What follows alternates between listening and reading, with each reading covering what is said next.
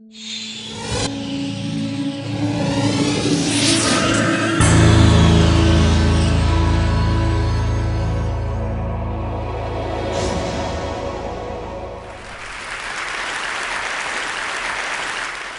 want to address the issue of compassion.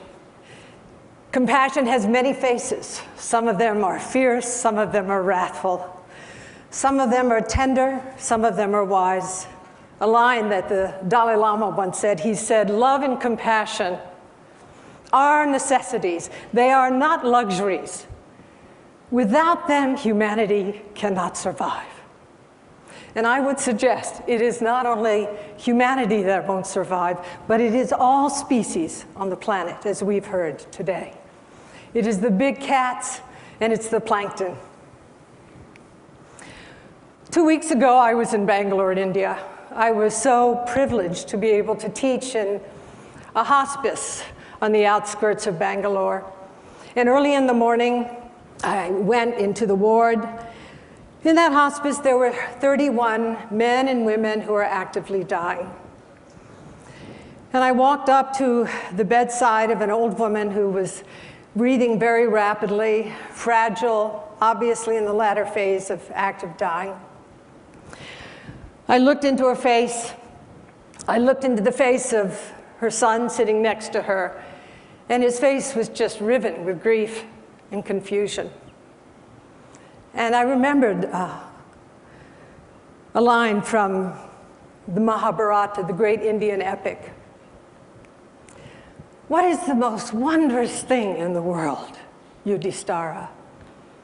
And Yudhishthira replied, "The most wondrous thing in the world is that all around us, people can be dying, and we don't realize it can happen to us."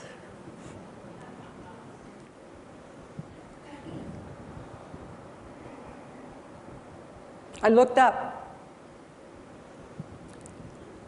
Tending those 31 dying people were young women from villages around Bangalore. I looked into the face of one of these women, and I saw in her face the strength that arises when natural compassion is really present. I watched her hands as she bathed an old man. My gaze went to another young woman as she wiped the face of another dying person. And it reminded me of something that I had just been present for. Every year or so, I have the privilege of taking clinicians into the Himalayas and the Tibetan Plateau, and we run clinics in these very remote regions where there's no medical care whatsoever. And in the first day at Simikot in Humla, far western Nepal, the most impoverished region of Nepal, an old man came in, clutching a bundle of rags. And he walked in, and somebody said something to him. We realized he was deaf. And we looked into the rags, and there was this pair of eyes. The rags were unwrapped from a little girl whose body was massively burned. Again, the eyes and hands of Avalokiteshvara. It was the young women, the health aides, who cleaned the wounds of this baby and dressed the wounds. I know those hands and eyes. They touched me as well. They touched me at that time. They have touched me throughout my 68 years. They touched me when I was 4 and I lost my eyesight and was partially paralyzed. And my family brought in a woman whose mother had been a slave to take care of me. And that woman did not have sentimental compassion. She had phenomenal strength. And it was really her strength, I believe, that became the kind of mudra or imprimatur that has been a guiding light in my life. So we can ask, what is compassion comprised of? And there are various facets, and there's referential and non-referential compassion. But first, compassion is comprised of that capacity to see clearly into the nature of suffering. It is that ability to really stand strong and to recognize also that I'm not separate from this suffering. But that is not enough, because compassion, which activates the motor cortex, means that we actually aspire to transform suffering. And if we're so blessed, we engage in activities that transform suffering. But compassion has another component, and that component is really essential. That component is that we cannot be attached to outcome. Now, I worked with dying people for over 40 years. I had the privilege of working on death row and in maximum security for 6 years. And I realized so clearly in bringing my own life experience from working with dying people and training caregivers that any attachment to outcome would distort deeply my own capacity to be fully present to the whole catastrophe. And when I worked in the prison system, it was so clear to me that many of us in this room, and almost all of the men that I worked with on death row, the seeds of their own compassion had never been watered. That compassion is actually an inherent human quality. It is there within every human being. But the conditions for compassion to be activated, to be aroused, are particular conditions. I had that condition to a certain extent from my own childhood illness. Eve Ensler, whom you'll hear later, has had that condition activated amazingly in her through the various waters of suffering that she has been through. And what is fascinating is that compassion has enemies.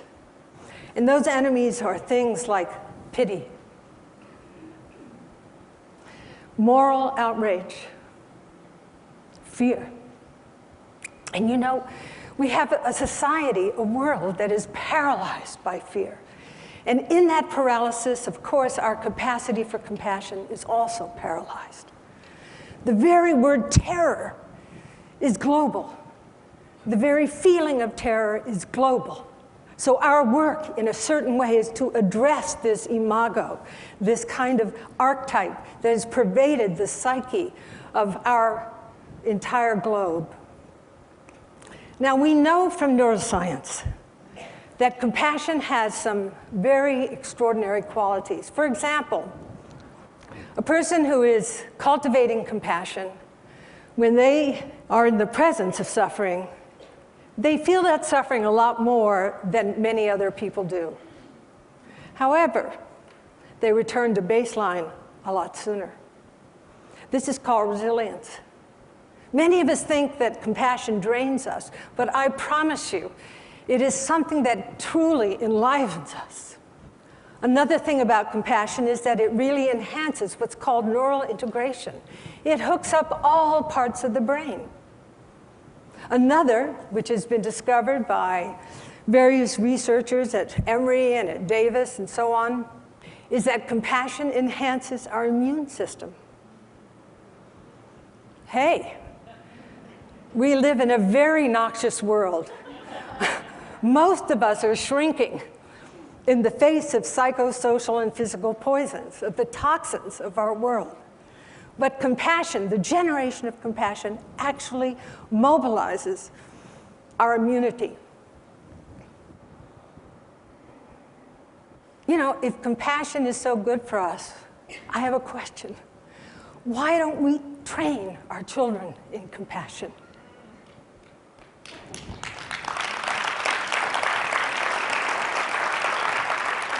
If compassion is so good for us, why don't we train our healthcare providers in compassion so that they can do what they're supposed to do, which is to really transform suffering?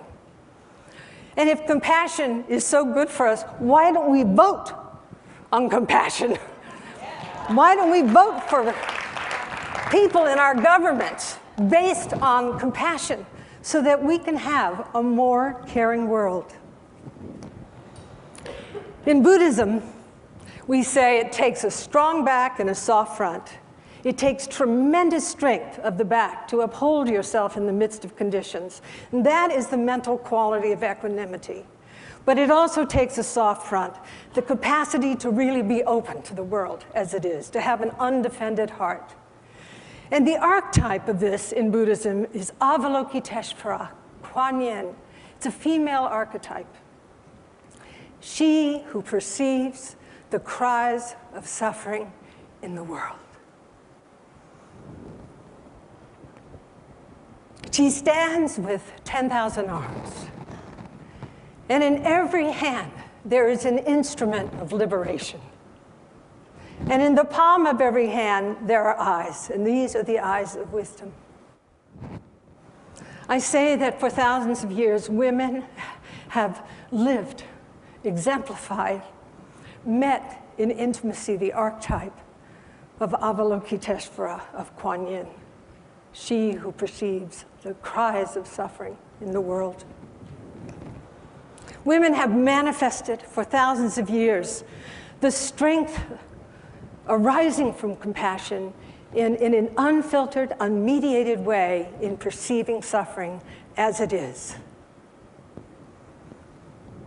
They have infused societies with kindness, and we have really felt that as woman after woman has stood on this stage in the past day and a half. And they have actualized compassion through direct action. Jody Williams called it, it's good to meditate. I'm sorry, you got to do a little bit of that, Jody. You know, step back, give your mother a break, okay?